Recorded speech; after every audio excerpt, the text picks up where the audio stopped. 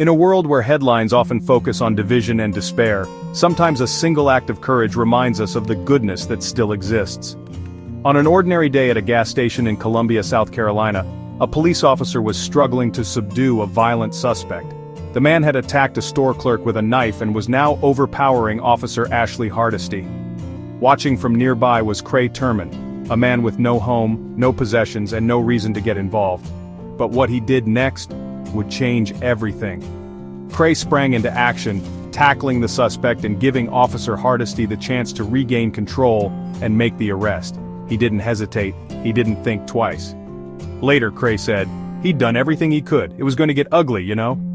For his bravery, Cray was honored by the Columbia Police Department, but he didn't do it for recognition. He did it because, in his words, something had to be done. Cray Turmon reminds us that heroism doesn't wear a uniform.